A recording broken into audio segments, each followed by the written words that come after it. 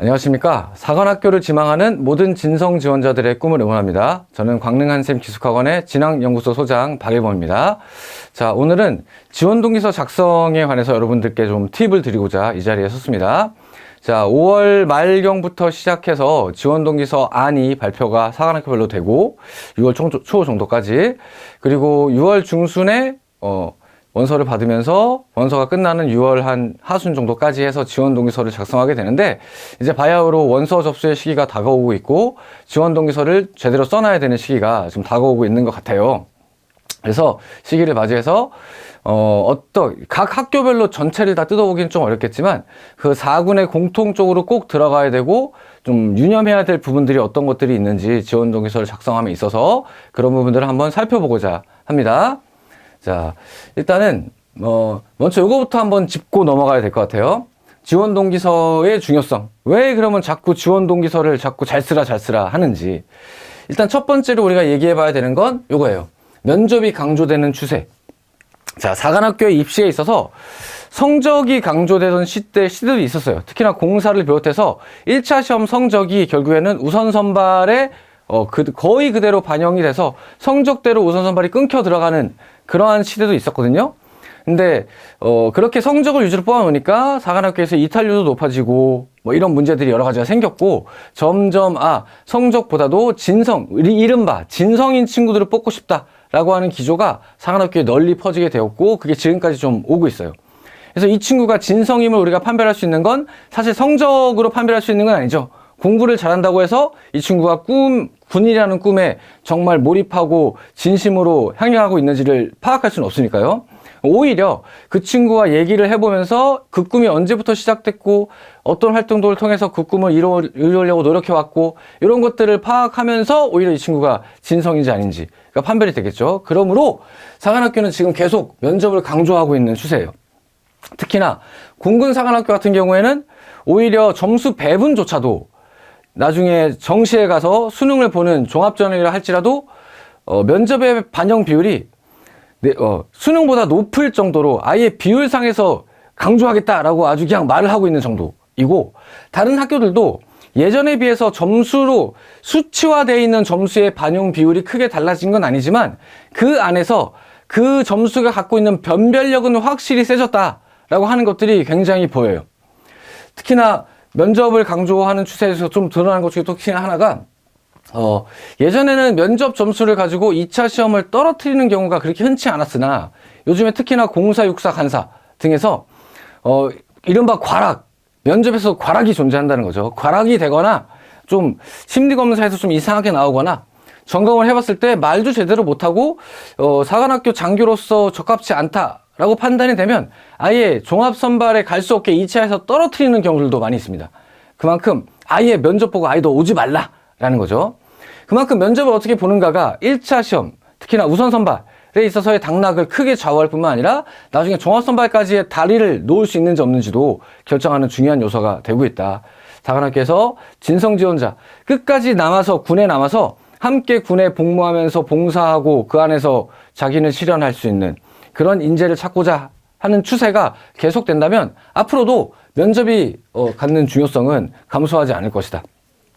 자, 이러한 면접에서 가장 중요한 참고 자료로서 사용되는 것이 바로 지원 동기서입니다. 면접에 참고 자료로 사용되는 것들이 한 두세 가지 정도가 있는데, 첫 번째는 우리가 지금 다루고 있는 지원 동기서이고요. 두 번째는 여러분들이 사관학교에 제출하는 학교생활 기록부가 될 것이고, 마지막 하나는 심리검사, MMPI나 아니면 NEO 성격검사 등을 통해서 나오는 결과지가 될 거예요. 이 세 가지가 주로 면접관들이 들고 면접실에 들어가는 참고 자료인데, 이 중에서 학생부는 이미 오랫동안 써왔던, 내가 생활해왔던 거를 기록해 놓은 것 때문에 바꿀 수 없고, 그쵸? 심리검사 결과지도 시험 보고 나면 우리가 건들 수 없어요. 그럼 지금 상황에서 우리가 노력하에 조금 더 잘 가지고 갈 수 있는 참고 자료는 뭐냐? 그거는 아마 지원 동기서가 유일할 것 같아요. 지원 동기서를 잘 쓴다라고 하면 사실 면접에 있어서 제일 중요한 건 처음에 들어갔을 때 면접관과 나의 분위기가 어떻게 형성되는지가 진짜 중요한 역할을 미치거든요.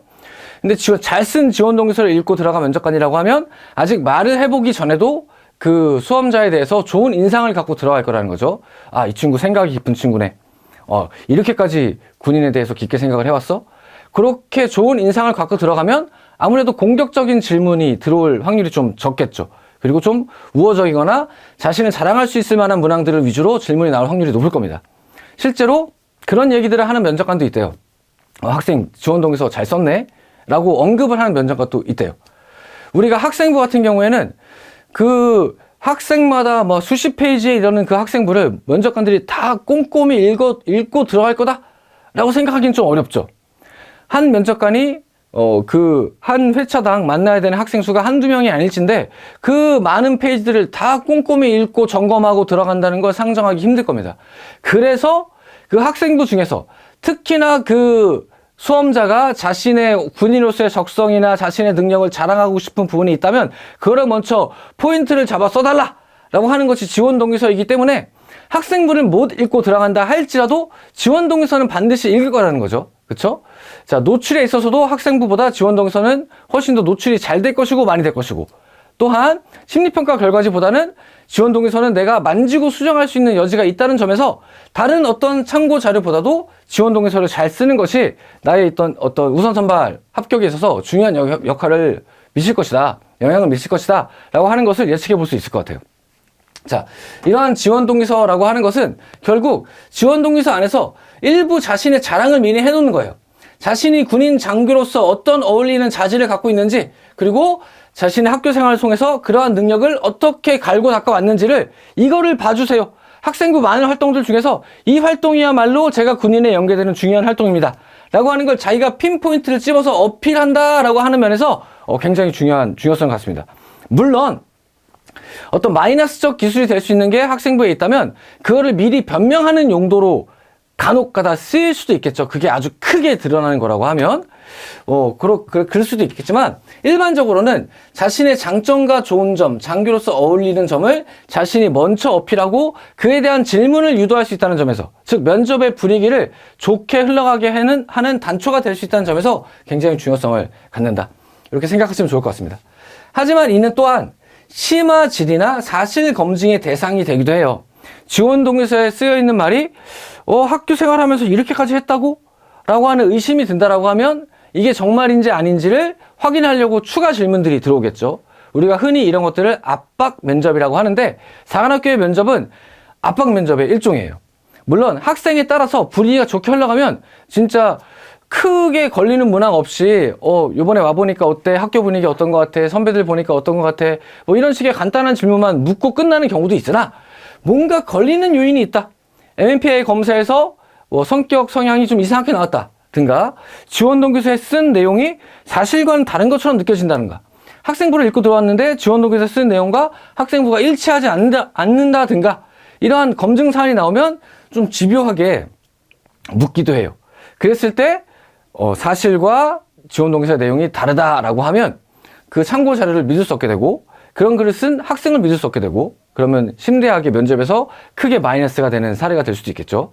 그러니까 사실에 맞춰서 쓰되 그 안에서 내가 얼마나 내가 장교로서 어울리는 인재인지를 자랑한다 라고 하는 기술적인 스킬풀한 측면이 이 안에 좀 들어있다.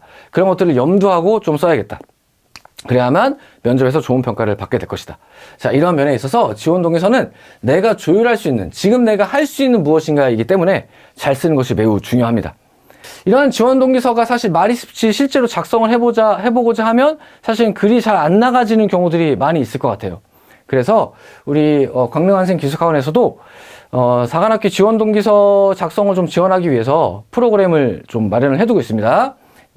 지원 동기서 3사 과정인데 이제 5월 1일부터 6월 22일까지 요게 이제 22일이 아마 마감일인가 3일이 마감일인가 이럴 텐데, 그 마감일까지 고쳤을 수 있으니까 6월 13일부터 원서 접수하면 그때부터 지원 동기서 작성할 수 있고, 이거를 한 번 작성하면 끝나는 게 아니라 22일까지 수정할 수 있어요.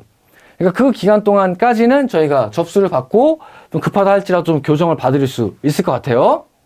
자, 참석 내용은 육해공 간사, 육해공은 2개의 문항이고, 육사와 해사는 2개의 문항 각각 1000자 내외, 공사는 2개 문항 각각 500자 내외를 작성하게 되어 있고, 국간사는 3개 문항에서 1000자 내외인데, 다른 사관학교들은 작년에 조금 특히나 공사 문항 슬쩍 변했고 육사와 해사도 조금씩 조정이 되면서 변해왔는데 국간사는 여전히 예전처럼 3개를 똑같이 계속 하고 있거든요. 그래서 아직 발표가 되진 않았지만 발표가 되고 나면 약간 수정될 개연성도 있을 것 같아요. 어쨌든 작년까지 발표된 바에 의하면 이런 식으로 되어 있다. 자, 그래서 요 2개 문항과 3개 문항을 저희가 참삭을 진행하는데 저희 학원의 참삭이 좀 특별한 건 단순히 여러분들이 써온 글을 가지고 그대로 여기서 오탈자 봐두고 그런 정도에 끝내는 게 아니라 아예 그 글을 쓰는 과정 속에 글을 쓰기 전에 어떤 식으로 글을 써야 되는지의 계율을 제대로 잡아준다는 거예요.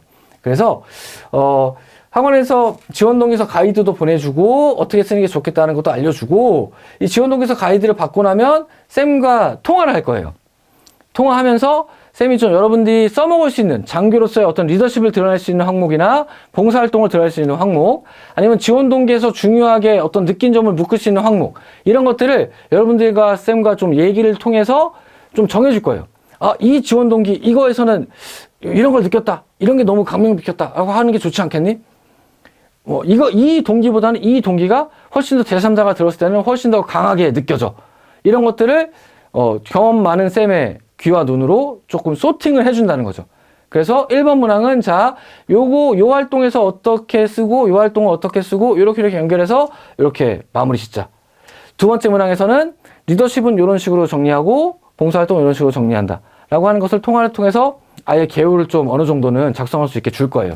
그거에 맞춰서 작성을 해보고, 쌤한테 지원동에서 메일을 보내주면, 쌤이 그 초안을 읽어보고, 오탈자나 이런 것도 좀 봐주고, 그 다음에 너무 비문인 것들도 조금 이제 고치도록 수정하도록 봐주고 그 밖에 의도한 것들 우리가 통화하면서 이 활동에서 이게 드러나야 되는데 이게 제대로 드러났는지 안 드러났는지 이런 의도한 것들이 잘 드러났는지 봐주고 여기서는 그거를 좀 더 강화하는 게 좋겠다. 여기서는 이 문장은 비문이니까 좀 바꿔봤으면 좋겠다. 이런 것들을 피드백을 줄 거예요. 그런 피드백을 최대 2차례에 걸쳐서 근데 사실 2차례까지 다 참석이 되는 경우 흔치 않고 초반에 계율을 잘 잡아주니까 처음에 수정하는 정도로도 거의 완성된 글이 나오기는 해요. 이런 식으로 해서 진행되는 것이 가장 큰 특징입니다. 아예 뭘 써야 될지 모르겠다. 글의 첫머리가 나가지지 않는다. 라고 하는 친구들한테는 굉장히 큰 도움이 될 거라고 생각이 듭니다.